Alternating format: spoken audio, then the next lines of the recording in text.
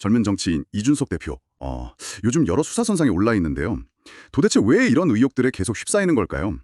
그리고요, 이 대표가 왜 그렇게 했는지 저희 이야기 끝까지 들으시면 정말 주목하셔야 할 내용이 뒤에 있습니다. 안녕하세요, 청취자 여러분.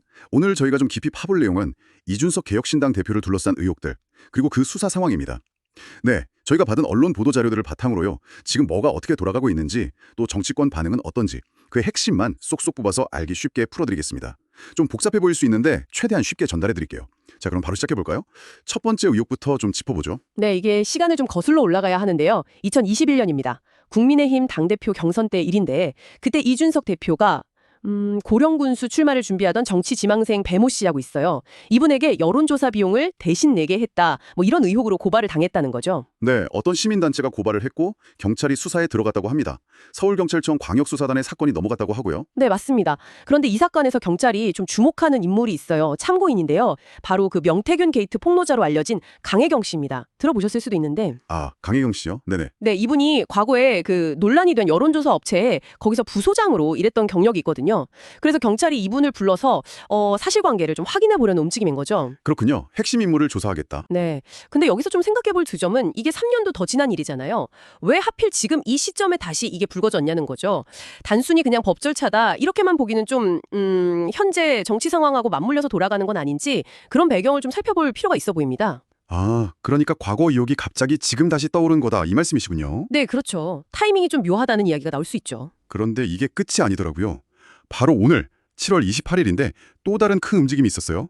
이번엔 특검이 나섰다고요? 맞습니다. 이건 또 다른 사건인데요. 윤석열 전 대통령 부부 그 공천 개입 의혹 있지 않습니까?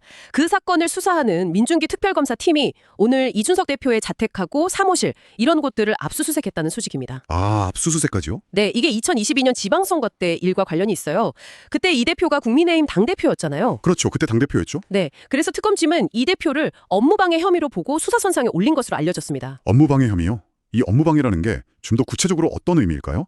청취자분들이 좀 쉽게 이해하시려면요. 네. 쉽게 말하면 당시에 이제 당대표로서 공천 과정 같은 당의 중요한 업무를 하는데 여기에 부당하게 개입을 했다거나 또는 특정 후보에게 불이익을 지는 방식으로 당무의 공정한 진행을 방해했을 가능성. 이걸 특검이 들여다보고 있다는 겁니다. 공천 과정에서의 부적절한 행위 가능성이군요. 진행하고 있다는 점이에요. 그러니까 이게 단순히 이 대표 개인의 문제를 넘어서 더 큰 어떤 정치적인 사건의 맥락 속에서 다뤄지고 있다. 이렇게 볼 수 있는 거죠. 이야기가 점점 커지네요. 그러니까 2021년 의혹하고 또 2022년 당대표 시절 의혹, 이 두 가지가 동시에 지금 수사를 받게 된 거군요. 네, 그렇습니다. 상황이 상당히 복잡해진 거죠. 이런 상황에서 정치권 반응도 굉장히 빠르게 나왔습니다. 특히 야당 쪽에서요. 네, 맞아요. 더불어민주당 당권 주자들이 아주 즉각적으로 목소리를 냈습니다. 정청래 후보나 박찬대 후보 같은 경우 만약에 이 대표에 대한 체포동의안이 국회로 넘어오면 아주 신속하게 처리하겠다. 이렇게 공개적으로 밝혔어요. 체포동의안이요. 국회의원 회기 중에 구속하려면 국회 동의가 필요한 그거 말씀이시죠? 네, 맞습니다. 바로 그겁니다. 현역 의원이기 때문에 필요한 절차죠. 보니까 정청래 후보는 전광석화처럼 가결 처리 이런 표현까지 썼고요. 박찬대 후보도 즉시 처리하겠다. 김용민 의원도 혐오 정치는 몰락할 것.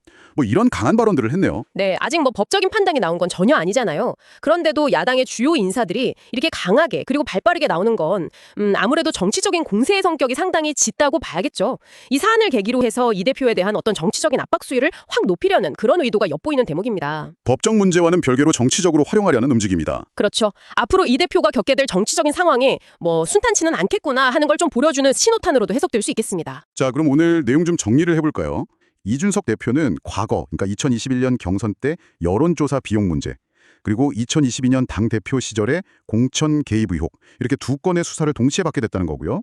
여기에 더해서 야당의 강한 압박까지 더해진 그런 형국이네요. 네, 맞습니다. 오늘 저희가 살펴본 내용들이 결국은 한 정치 지도자의 과거 행적이 현재에 어떤 영향을 미치는지, 그리고 또 법적인 문제하고 정치적인 공방이 얼마나 이렇게 긴밀하게 얽혀 돌아가는지 이런 걸 좀 잘 보여주는 사례라고 할 수 있겠습니다.